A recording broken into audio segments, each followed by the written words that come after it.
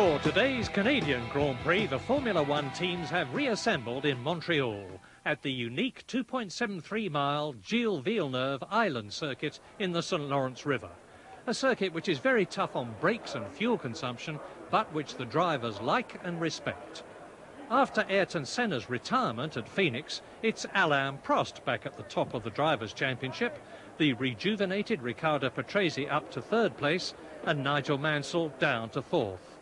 And with McLaren's overwhelming dominance in the Constructors' Championship, their two drivers have now won more Grand Prix in their careers than all their rivals put together. With some pointed remarks suggesting that it's time some of today's more experienced drivers retired, there's a lot of talent eager to take their places, especially four young Italians. Foremost amongst them is the quiet and intense Stefano Modena, ex-kart champion, ex-Formula 3000 European champion, and now with Brabham, for whom he finished a magnificent third at Monaco. Alex Caffey started his racing career on motorcycles, impressed at the wheel of the unsuccessful Osella, which takes some doing, and now drives for the very professional Dallara team, fourth at Monaco and a man to watch. So too is Gabriele Tarquini, who, in his first 4 drives for the little AGS team, has scored his first World Championship point and taken 2 7th places. Nicola Larini hasn't scored yet, but as the man that Ferrari were going to substitute for Gerhard Berger, he's obviously got a promising future. At Phoenix, Lotus, the team founded by the charismatic and innovative Colin Chapman, celebrated its 400th Grand Prix. It won 79 of those races to give it 6 constructors and 6 drivers' championships, with some of the world's greatest drivers: Jim Clark, Jochen Rindt, Graham Hill, Emerson Fittipaldi and Mario Andretti. But sadly, Lotus is in the doldrums now, for despite a new car, 3 times world champion Nelson Piquet, and the combined efforts of some of Grand Prix racing's most talented and experienced people, they've yet to finish higher than 8th, and are even in danger of having to pre-qualify after the British Grand Prix. And here in Montreal, an apparently demotivated Piquet only starts 19th on the grid, whilst his teammate Nakajima has failed to qualify. Things aren't all that much better for Ferrari, who in the past have been even more successful than Lotus. Grand Prix's most exciting team brilliantly won this year's first race in Brazil thanks to an inspired drive by Nigel Mansell. At Imola, they were stunned by Gerhard Berger's appalling crash, from which he's made an amazingly quick recovery. And their ingenious but immensely complicated semi-automatic gearbox has caused a 100% retirement rate, except for Brazil.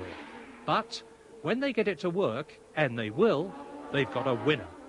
Nigel Mansell certainly thinks so, because he's already re-signed for 1990.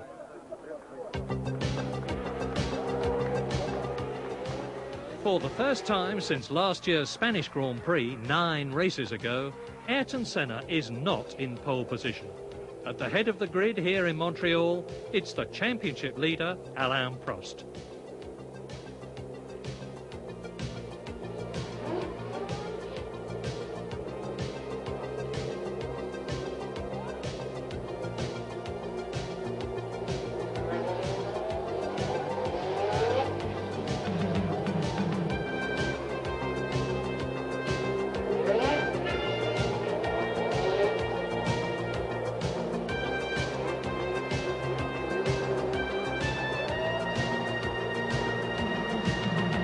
After an aborted start, there's been a second parade lap, and with the wet circuit drying fast, Mansell and Nannini have taken a chance and dived into the pits for dry weather tyres as the rest of the grid wait for the green light.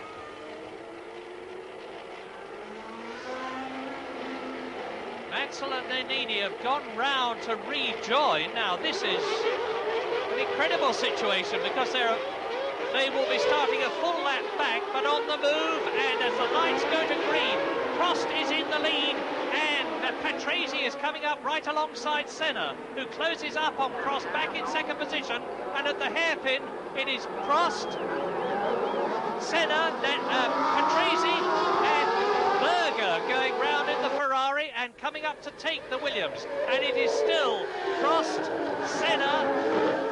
Let's see who's through in third position. Is Patrese still in third position?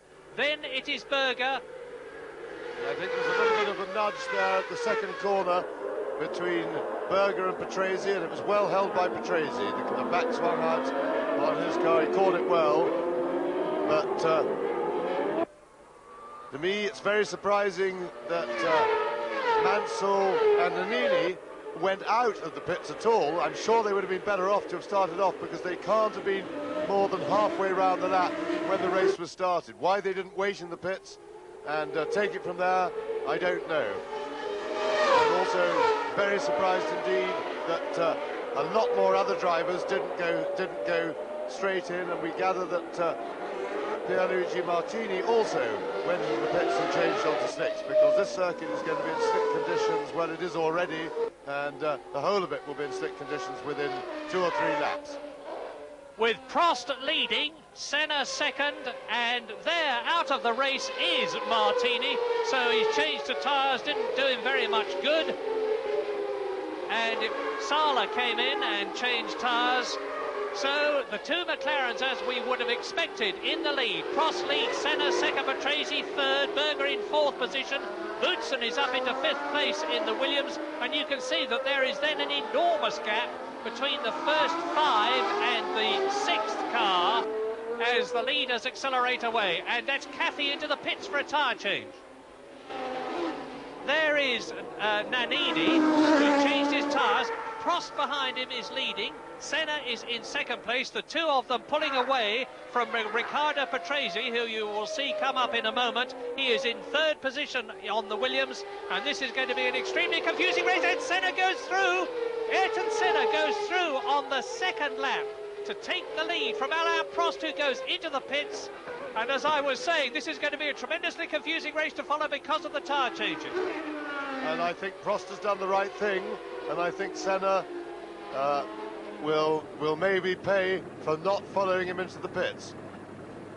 Now, Alain Prost has rejoined the race on the third lap in 17th position, and we will, of course, keep you posted.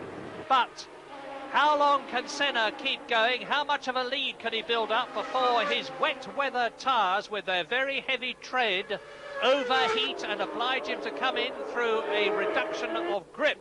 We are on lap 4 now. Senna leads, Patrese second, Boutsen third. In fourth position it is still Berger, fifth is still Alio. Up into sixth place has gone Jonathan Palmer. So 4 laps will have been completed, and Senna goes in. Lap 4, Ayrton Senna into the pits. Now, there should be, and very probably will be, a change of leader in terms of not just Patrese, who goes into the lead now, but Alain Prost going to be able to get up? And a scrap on the circuit, which you can see is part dry and part wet, and more dry than wet. Alain Prost is... We're waiting for Prost to come through now, but meantime, the Williams are leading a Grand Prix for the first time in 1989. And Riccardo Patrese, the surprise of 1989, with 2 second places and a record lap in Brazil, is in front as Berger challenges Boutsen and takes that second place from him. Gerhard Berger up into second place, and that's the highest he has been this season. Now, this is where the automatic gearbox of the Ferrari could well pay dividends, and you see the McLaren in the background in fourth position. And that gearbox could pay dividends because it is a much smoother change than you get with a manual box. And you can see how Berger on this, the 5th lap, is pulling away from Thierry Boutsen and closing up on Riccardo Patrese. I think before very much longer, we're going to see, for the first time since Brazil, a Ferrari in the lead, with this time Gerhard Berger at the wheel rather than Nigel Mansell. Yes, Berger got himself into the perfect position then. He had the inside of the corner covered. Gerhard going for the lead. And Prost has gone missing from our lap chart on the 6th lap. We haven't seen him go by. I haven't seen anything on our pictures.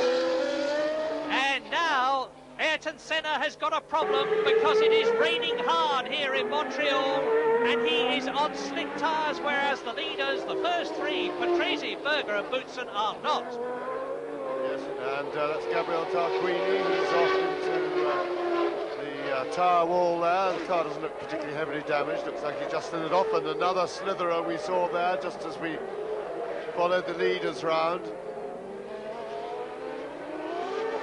And here we see the replay of Tarquini's little brush with the tyre wall.